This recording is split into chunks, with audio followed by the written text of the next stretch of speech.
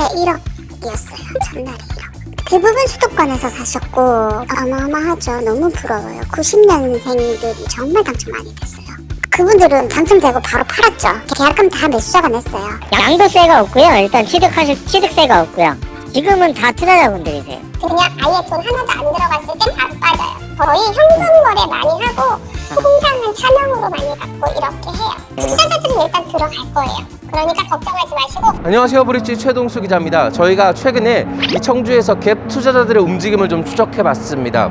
자, 지방을 돌아다니면서 갭 수천만 원을 가지고 투자하던 이 사람들의 매수세는 좀 약해져 있었습니다. 자, 그럼 이 투자자들 지금 어떻게 움직이고 있을까요? 자, 저희가 구독자 한 분으로부터 제보를 받았습니다. 지금 지방을 돌아다니면서 사람들이 몰리고 있는 투자처가 있다고 하는데요. 자, 20대 대학생부터 다주택자까지 정말 다양하다고 합니다. 자, 오늘 지방을 돌아다니면서 어떤 곳인지 한번 가볼 텐데요. 그곳 분위기를 보겠습니다. 그리고 실제로 어떻게 투자가 이루어지고 있는지, 규제의 틈은 없는지 한번 알아보도록 하겠습니다. 지금부터 가보시죠. 네, 첫 번째로 찾은 곳은 부산입니다.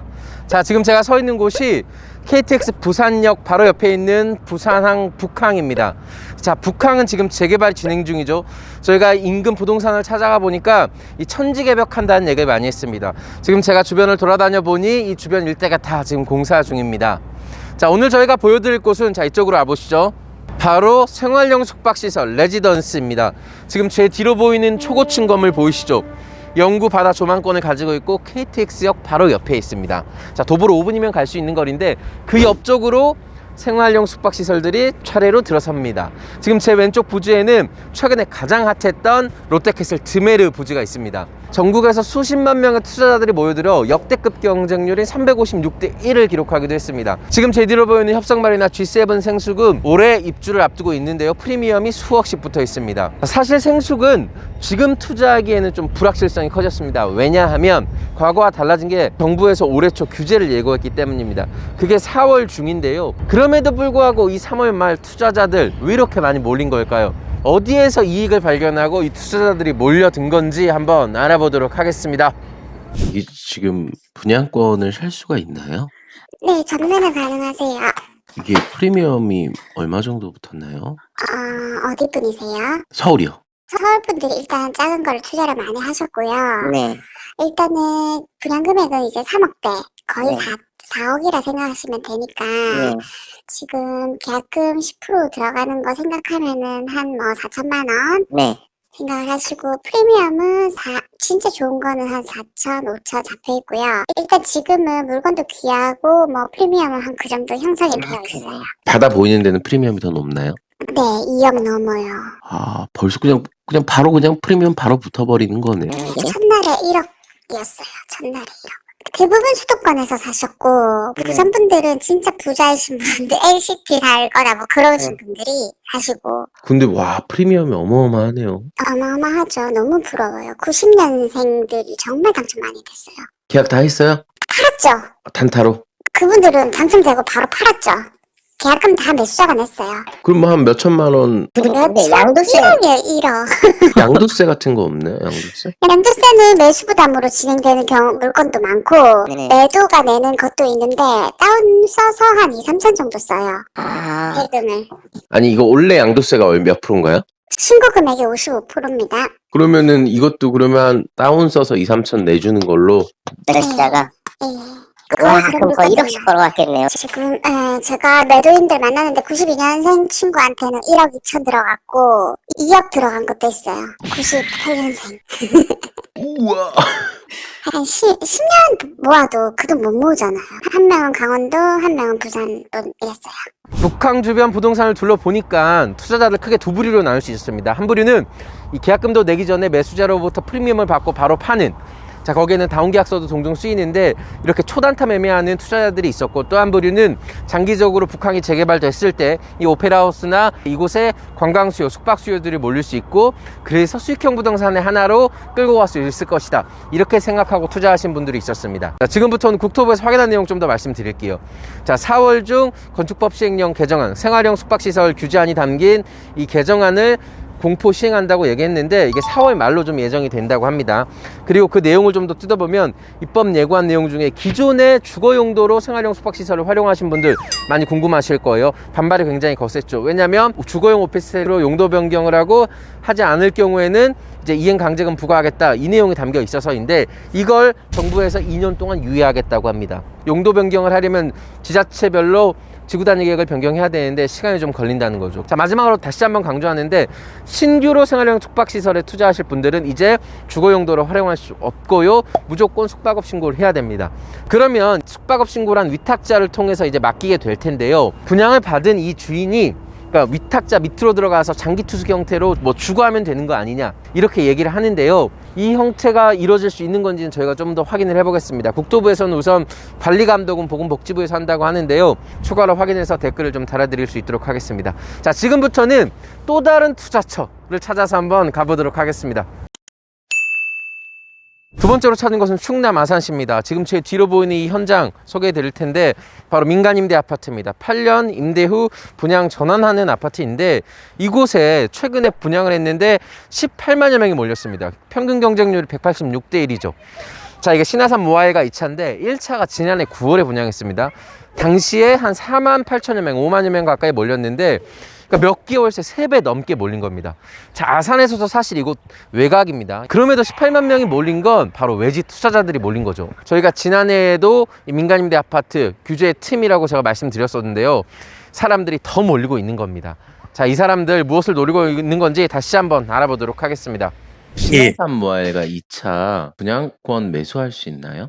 예, 가능하세요, 매수. 지금 뭐, 5구 같은 경우는 뭐, B타입은 1900까지도 나와 있고요. 근데 보통은 한 2000에서 한 2500? 이 정도 생각을 하셔야 되고, 84 같은 경우는 지금 4000 초중반대? 초피부터 좀 빨리 붙었어요. 양도세가 없고요. 일단 취득세가 없고요. 매매를 하는 게 아니고 임대잖아요. 임대 그 건을 이렇게 왔다리 하는 거기 때문에 분양권 매매하는 그런 식이 아니에요. 무제한 전매가 가능하세요. 투자하시는 분들도 많나요? 지금은 다 투자자분들이세요. 실수요자들은 그러면은 실수요자들은 이제 나중에 뭐 거의 대부분 투자자분들이 다 당첨이 되셔가지고. 민간임대 아파트는 주택으로 치지 않습니다. 분양 전환하기 전까지는 일종의 임차권이죠. 그래서 전매 제한도 없고 규제도 없습니다. 프리미엄에 대해서는 양도세도 물지 않은 것이죠. 주택이 아니기 때문에 뭐 취득세, 뭐 재산세도 없습니다. 더군다나 성인이면 청약통장을 쓰지 않아도 되고요, 다주택자도 누구나 지원이 가능합니다. 문제는 민간임대 아파트가 무주택 실수요자들을 위한 거지만 투자자들이 대거 몰리면서 이 실수요자들이 많이 떨어진다는 겁니다. 자, 지금 제가 춘천으로 넘어왔는데요, 지금 춘천 우두지구에 민간임대 아파트가 지금 한창 청약을 진행 중입니다. 5일날 당첨자 발표를 하는데요, 지금 이곳에도 수만 명의 투자자들이 몰려 있다고 합니다. 제가 현재 부동산을 좀 둘러보니까 이 실수요자들이 관심이 많은데 많이 떨어질 것 같다, 이렇게 또 우려를 제기하기도 했습니다. 투자자들 중에는 묻지마 투자도 좀 성행한다고 하는데요, 분위기가 어떤지 지금부터 알아보도록 하겠습니다. 춘천 우두지구 이지동원 2차 이게 지금 8년 임대 후 분양 전환하는 거죠? 네, 맞아요. 우선은 춘천이에요. 근데 이제 앞으로는 규제가 들어갈 거라서 아직은 발표를 안 했어요. 근데 지금 임대 아파트도 규제하려고 정책을 한다고 해요. 그러니까 항상 조심해야지. 일단은 그 규제 나오기 전까지 얼른 투자자들은 일단 찍고 빠져야 돼. 특히 투자는 아니고서는. 보통 이렇게 하겠네요. 내가 먼저 당첨되면 네. 계약금 넣고 중도금 넣다가 프리미엄 많이 붙었을 때 빠지는 거군요. 그렇게 해주도 하고 아니면 그냥 아예 돈 하나도 안 들어갔을 때 바로 빠져요. 계약금도 안 내고요? 계약금은 이제 매수자들이 이제 내야겠지. 그러니까 프리미엄을 먼저 주잖아요. 그럼 그거 갖고서 이제 계약서 뽑아갖고 나오면 바로 계약금 주고. 아, 그렇게. 걱정은 안 하셔도 돼요. 근데 여기 이거는 지금 되도록이면 거의 현금 거래 많이 하고 통장은 차명으로 많이 갖고 이렇게 해요. 차명 필요 없는데 그래도 나중에 혹시나 조사가 들어가거나 이랬을 경우에는 매도자들 같은 경우에는 내가 그만큼 이익금을 받았잖아요. 그럼 기타 소득으로 해서 세금이 추징이 될 수가 있어서 혹시나 되도록이면 많이 안 찍지. 서로가 조심해야죠. 현금으로 가든지 아니면은 되도록이면 현금 주고받는 게 가장 좋아요. 투자자들은 일단 들어갈 거예요. 그러니까 걱정하지 마시고 일단은 그거 열리면 일단 넣어야지. 걱정은 안 하셔도 돼요. 자, 지금부터는 오피스텔 얘기해 보겠습니다. 지금 제 뒤로 보이는 곳이 이 판교 벨리자이 오피스텔 3단지 부지입니다. 자, 가장 가까운 곳인데 이곳에 올해 초 분양할 때 843대 1이었죠. 그리고 줍줍에는 197대 1이었습니다.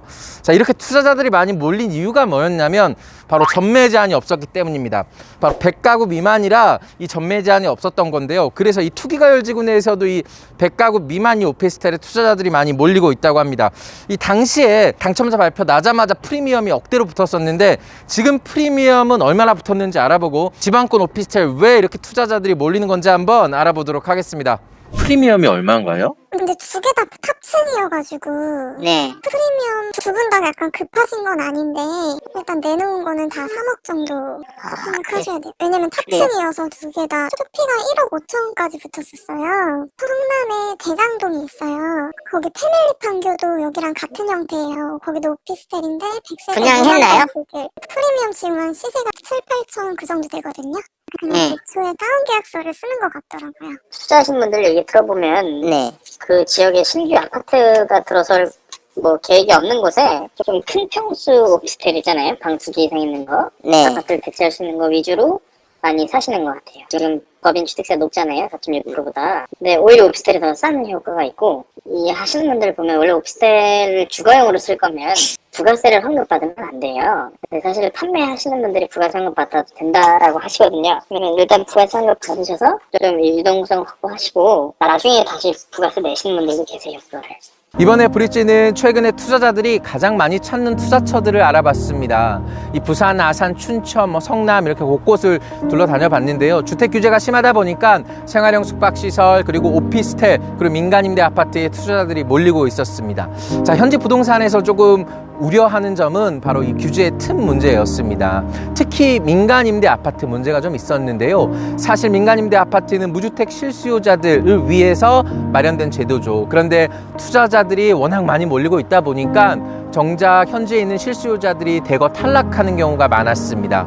저희가 지난해부터 계속 보여드리고 있지만 아직까지 별다른 규제가 없습니다. 이 부분에 대해서는 뒷북 규제가 되지 않아야 한다는 좀 얘기가 많이 나왔습니다. 자, 두 번째는 이 다운 계약서 문제입니다. 이 다운 계약서는 사실 우리 부동산 거래에서 뭐 관행처럼 여겨져 왔는데요. 이번에 부산이나 춘천, 아산 돌아다녀 보면 매수자 그리고 매도자 그리고 부동산 중개업소까지 이 다운 계약서를 좀 쉽게 생각했습니다. 당연히 하는 것처럼 이렇게 얘기도 했었는데요. 엄연한 불법이고 이게 시장의 정상적인 가격에 왜곡을 불러일으킬 수 있다는 점에서 반드시 좀 뿌리 뽑혀야 할 것 같습니다. 자, 그리고 마지막으로 여러분 수익형 부동산 요즘 굉장히 관심 많으시죠? 이번에 저희가 경쟁률이 치열했던 곳 위주로 좀 가봤는데요. 여러분 주의하셔야 할 게 부동산 카페나 오픈 카톡방에서 이 묻지마 투자를 권유하는 곳들이 꽤나 있었습니다. 그러니까 당첨만 되면 이득이니까 무조건 넣고 봐라. 계약금 넣고 기다리면 프리미엄이 붙는다. 뭐 이런 식인데요. 사실 요즘에 투자자들이 워낙 많이 몰려서 프리미엄이 붙은 곳들이 있습니다. 하지만 사업지별로 경쟁률이 높더라도 프리미엄이 붙지 않은 곳도 있습니다. 그래서 여러분 이 규제가 어떻게 되고 있는지 세금 문제를 반드시 따져보시고요. 전문가 상담도 꼭 받아보시길 권합니다. 그리고 시간이 되시면 꼭 현장에 가셔서 본인이 직접 눈으로 확인하고 이 투자처가 과연 미래 가치가 있는 것인지도 꼭 따져보셨으면 좋겠습니다. 네, 오늘 지방 곳곳을 좀 둘러다녀 봤는데요. 다음에 브릿지는 또 새로운 현장에서 여러분들에게 좀 도움이 될 만한 정보, 새로운 정보를 가지고 인사드리겠습니다. 지금까지 브릿지 최동수 기자였습니다. 구독과 좋아요를 부탁드립니다. 감사합니다.